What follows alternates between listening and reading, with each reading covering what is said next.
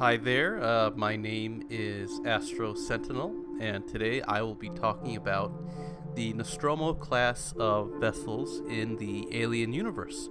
To begin with, the USCS Nostromo, registration number 1809246, was a modified Lockmart CM-88B Bison M-class starfreighter, owned and operated by the Weyland-Yutani Corporation. It was commanded by Captain Arthur Dallas, the late commander. Registered out of Panama, the Nostromo operated as a tug, connecting to and pulling loads like a tractor, rather than carrying those loads on board like a traditional freighter. The ship was of course destroyed in 2122 when its reactor was set to self-destruct by Ellen Ripley in an attempt to kill the lone xenomorph organism that was loose aboard the vessel. The ship and its refinery cargo were completely destroyed in the resulting explosion. The CM-88B Bison was manufactured by the Lockheed Martin Corporation. It found widespread use as both an interstellar cruiser and a deep space cargo transport. Internally, the CM-88 consisted of 3 pressurized decks and 4 internal cargo holds, totaling around 1.1 million cubic meters of pressurized volume. Most of the spare space on board was filled with fuel for the ship's fusion reactor and reaction mass for the thrust engines. The upper deck contained the main living areas, including the bridge, crew quarters, mess hall, science station, and medical bay with a auto dock, while the lower decks comprised of extensive engineering and storage areas. The ship was sturdy enough to withstand atmospheric re-entries as we saw in the first Alien, and had 3 main landing legs to allow for surface landings. Particulate shielding helped to protect the vessel from airborne debris, even in the roughest planetary atmospheres. In-flight systems were governed by the ship's Central Artificial Intelligence Computer, MU/TH/UR6000, known by the crew as Mother. A backup 2.0 terabyte mainframe would come online should Mother fail, while a third tier of automation could sustain vital systems in the rare event of a failure in the backup CPU as well. Despite the extensive computer automation aboard the CM-88, a human crew was still required for more complicated docking maneuvers at each end of a transit.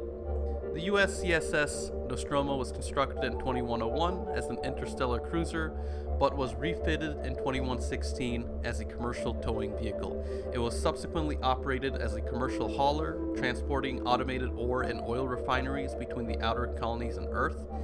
FTL travel was achieved through a Yutani T7A NLS tachyon shunt drive, capable of propelling the CM-88B to a cruising speed of 0.42 light-years per sidereal day when unladen.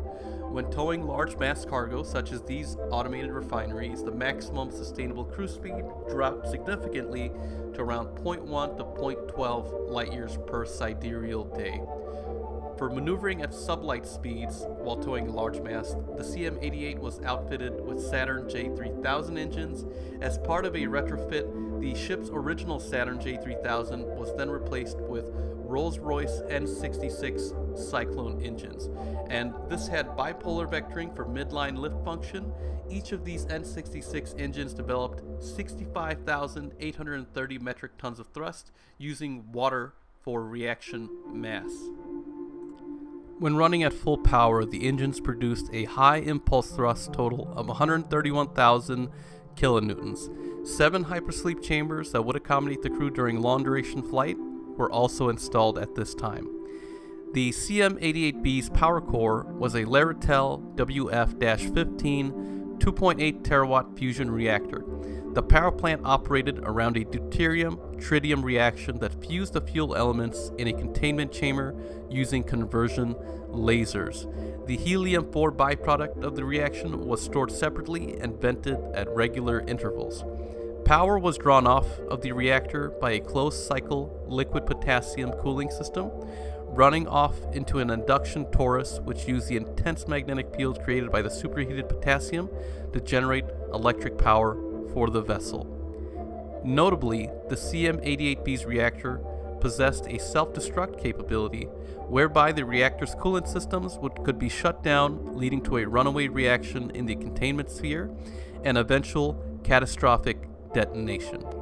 Once the process was begun, There was a 5-minute failsafe period during which time the coolant system could be successfully reactivated. However, after this period had expired, the supercritical reaction became unstoppable, and after a further 5 minutes, the reactor would detonate.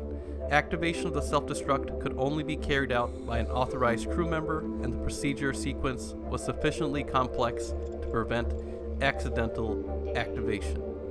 The standard communication setup on board a CM-88B comprised of a 10 and 4 meter hyperstate antenna for any interstellar communications, as well as UHF, VHF, HF radio/video links for short-range communication. Navigational sensors were mounted on pylons clustered around the forward hull of the ship and included two 2-meter aperture telescopes capable of optical, spectrographic, and infrared resolution, a gas chromatograph, centimetric navigation, and landing radar, a synthetic aperture ground mapping radar, and a mass counter for supralight navigation.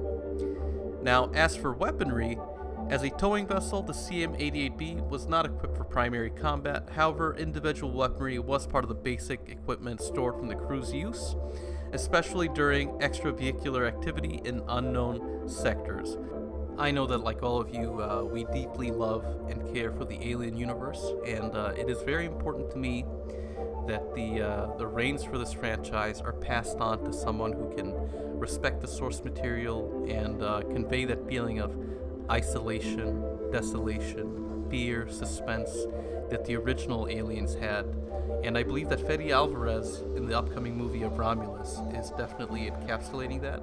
So please do stay tuned. I will cover the timelines and all the alien lore that I can before that next installment comes out. Please do like and subscribe. I look forward to seeing you around my page again.